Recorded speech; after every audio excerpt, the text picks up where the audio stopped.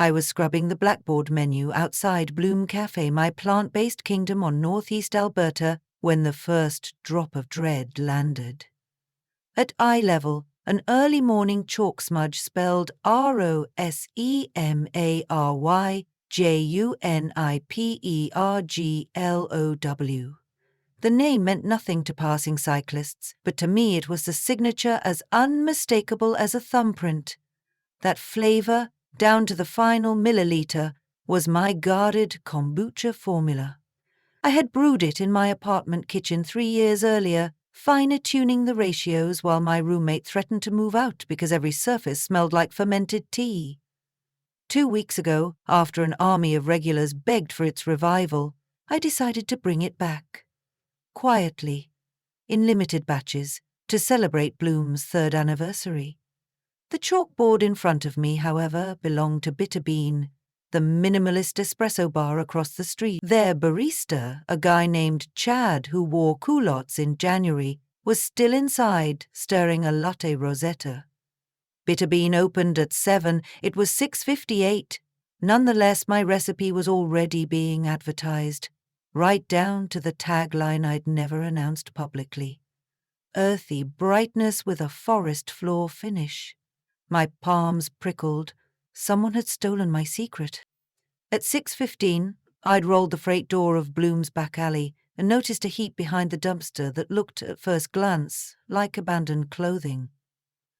10 minutes later, while slicing kiwi for smoothie bowls, I heard our produce supplier's van bang to a stop and Rick, the driver, yell, "Ah, Sarah? Think you've got a situation back here." We found the heap was a man, early 30s, short ponytail, patchworked denim jacket, and a woven basket strapped to his side. Mushrooms the color of rusted copper spilled onto the asphalt. He was alive, pulse quick but shallow, but unresponsive. EMTs arrived, slid him onto a stretcher, and took him to Legacy Emmanuel. I'd made a note to call the hospital later.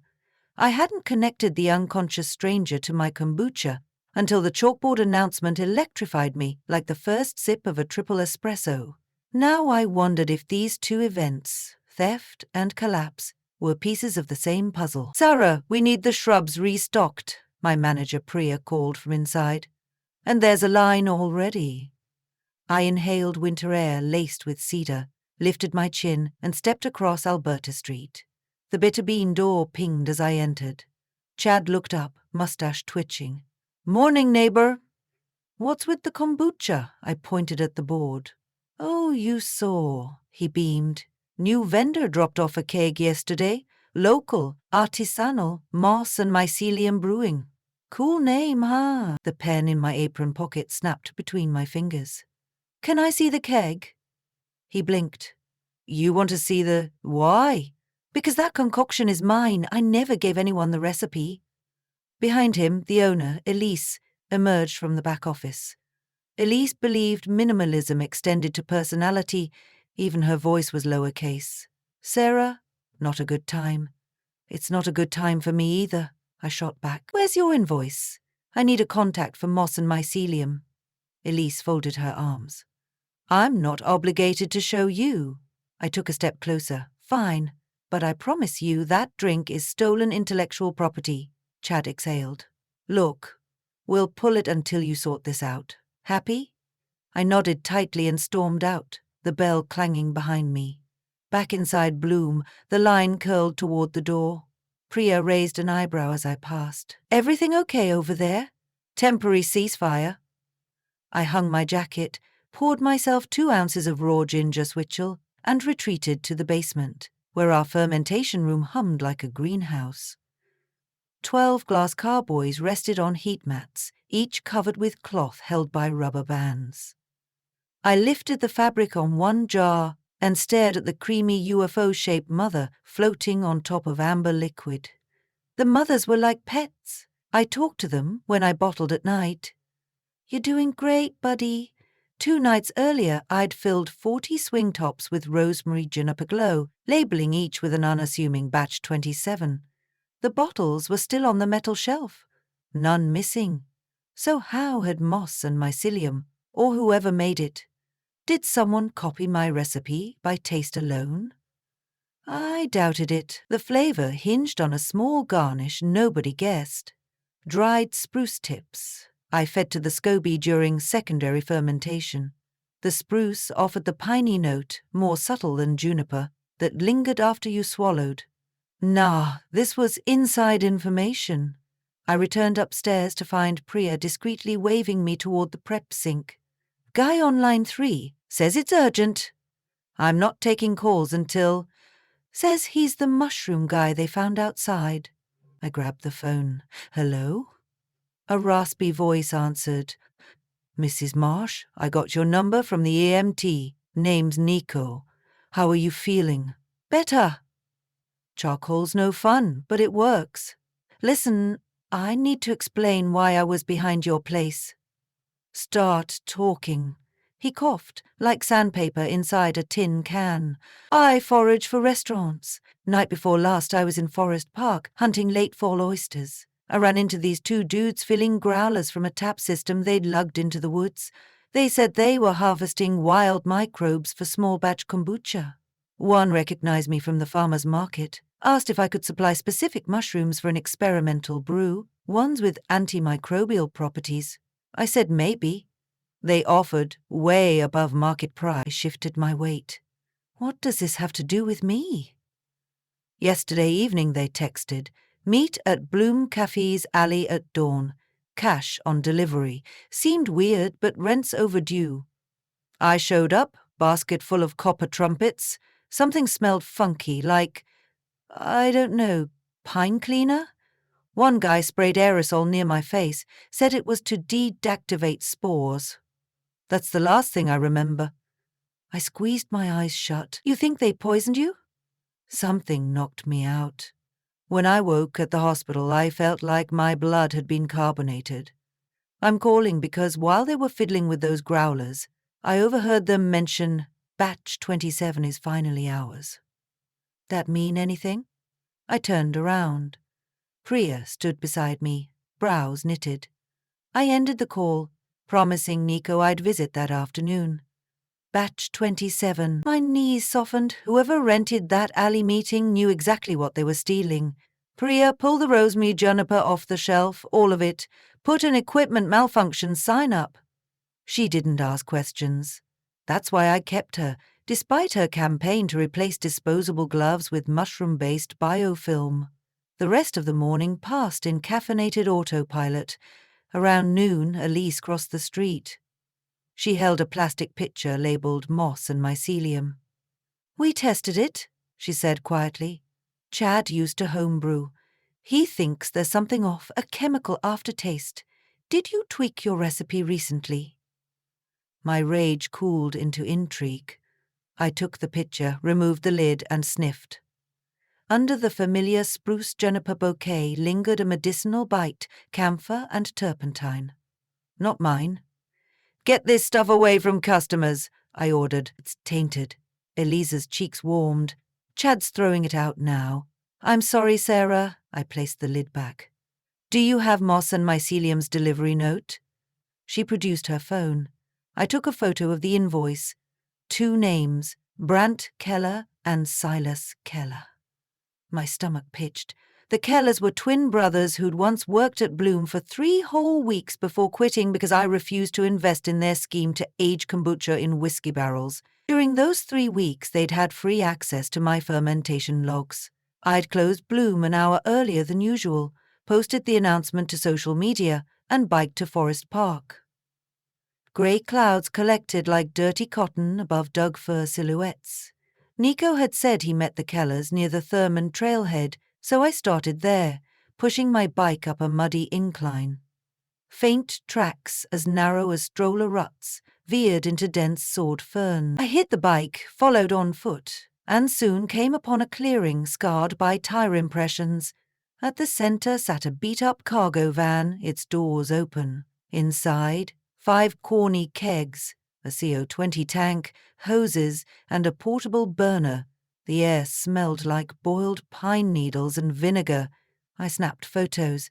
A Scotch tape and Sharpie label on one keg read, B27 Rosemary Juniper Glow. Next to it, a Ziploc bulged with dried spruce tips identical to mine. But I noticed something else floating in the keg. Mushroom caps, pale and frilly, maybe the copper trumpets Nico harvested. Another bag contained white crystals. Camphor? Menthol? Whatever it was, the Kellers had corrupted my brew. A twig cracked behind me. I pivoted. Silas ahead by inches only because of the green beanie he always wore, stepped into view. Brant followed, phone flashlight bobbing. Silas grinned. I told you she'd trace it here. Brant's lips formed a flat line. Where's Nico? Hospital. Poisoning, I said. You really know how to make friends. Silas rolled his eyes. Wasn't supposed to hurt him. Just a little chloroform derivative to buy us time. I balled my fists. You stole my recipe. Why corrupt it? Brant's gaze flicked to the kegs. Innovation. Rosemary and Juniper already hint at forest. We pushed further, my Celilio. Terpenes, pine extracts. A health drink for the psilocybin microdoses crowd. Except you poisoned the flavor. Flavor is subjective, Silas said. Early adopters crave edge. I pulled my phone to dial 911, but Brant leapt forward, grabbing my wrist. The phone clattered against the van bumper. Silas latched onto my other arm. Their breaths reeked of coffee and stale beer. Let me go, I snarled. Brant pinned me against the van wall. You should be thanking us. When people Google your cafe next week, they'll find our pop-up collab, our Kickstarter. You'll get press by association. Press for hospitalizing a supplier? Silas's grip loosened, uncertainty flickering across his face. Brant shot him a look. We're not liable. Nico showed up wasted. I mustered calm. Actually, Nico could describe every step leading here. EMTs took blood samples. If toxins match what's in your keg, you're done. Silas's fingers fell away. Brant released me, now visibly sweating. The possibility of criminal liability trumped their bravado. I bent, retrieved my phone. It miraculously hadn't cracked. I hit record, pointing the camera at the van interior. State your names. Silas backed up. Brant cursed, swung an arm to block the lens. I dodged. Try me, I hissed. He hesitated. Sirens, faint but rising, bled through the trees. Silas swore. She already called, he muttered. Truth, I hadn't yet. But fortune favored me. Maybe someone else reported suspicious activity. Maybe Elise, worried, tracked my location and phoned the cops. Didn't matter. The brothers bolted. I chased a few yards, then stopped, realizing confrontation served no purpose now. Instead, I filmed the van interior, zooming on every incriminating container. Portland police arrived 12 minutes later, park rangers alongside. I gave a full statement, furnished photos. The officers bagged evidence, radioed to intercept the Keller's Subaru at trailheads. One ranger identified the mushroom species in the keg as Cortinarius smithi, potentially toxic. A second ranger sniffed the keg and stepped back, eyes watering. That's not kombucha, that's pesticide soup. Evening slipped in like a low tide, fog gathering around moss-draped trunks. A chill nipped my sweat-dampened neck. One officer asked if a friend could pick me up. I shook my head. I needed to bike, to pedal the agitation out of my muscles. I arrived at Bloom after 8. The cafe was closed, lights off except in fermentation where Priya inspected jars. She turned as I entered, eyes wide. Please tell me you're okay. I'm fine, I assured. Police have the van, we'll know charges soon. She exhaled. I pulled every Rosemary Juniper bottle, but our lunch rush drank half already. Any complaints? None. Ours is clean. I tested pH and ABV, both perfect. Relief rippled through me, followed by a thought like a shooting star. Launch party. A safe, triumphant unveiling to reclaim the name and narrative. Text the staff, I said. Tomorrow we rename Batch 27. Invite the neighborhood. Free flights, donation jar for Nico's hospital bill. Priya grinned. What's the new name? I glanced at the mother in jar 1, its surface shimmering under string lights. Phoenix fir. She nodded approval. Next morning, sun slanted over Mount Hood, melting frost on bike seats. On Bloom's sidewalk, we chalked new art. PHO Nix, Fir Kombucha. Born from the ashes. Donations for local foragers' recovery fund. Elise and Chad came early, carrying a bouquet of kale and purple cauliflower like apology flowers. They ordered 2 flights, paid with $100 bill, and taped the receipt above our espresso machine, in Kombucha Veritas. Around noon, Nico arrived, pale but smiling, bruises blooming under his collar. Customers parted to hug him. I poured a pint of Phoenix fir on the house. He sipped, eyes widening. It's like drinking the forest without eating dirt. Music swirled. Priya's playlist of indie folk, and, for a moment, the cafe glowed warmer than the pendant lights. Cups clinked, spoons scraped acai bowls. A child asked why mushrooms grow in darkness, and my heart unclenched. At 3, Detective Larkin from Portland PD called.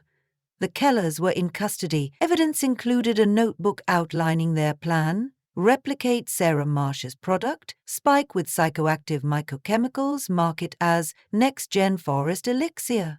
They'd recorded dosages but miscalculated the solvent, creating toxic concentrations. Charges? Assault, theft of trade secrets, reckless endangerment.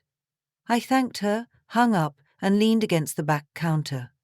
Outside, a line still curled down the block. Nico stood near the door, explaining to a journalist the difference between chanterelles and amber staining, false lookalikes.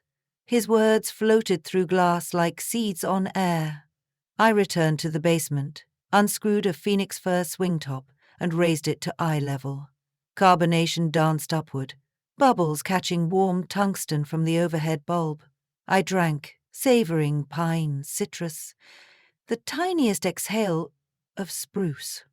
Recipes can be memorized, stolen, misused, but a craft, the intangible weave of intention, stewardship, and community, can't be hijacked by opportunists. Because craft lives not in notebooks or kegs, but in pulse beats, mine, Priya's, Nico's, every customer who asks what makes Bloom special and then believes me when I answer simply, we care. Upstairs, the register chimed. I placed the bottle back, wiped my mouth, and climbed the steps to rejoin the clatter, the laughter, the stubborn, fizzing life of the cafe.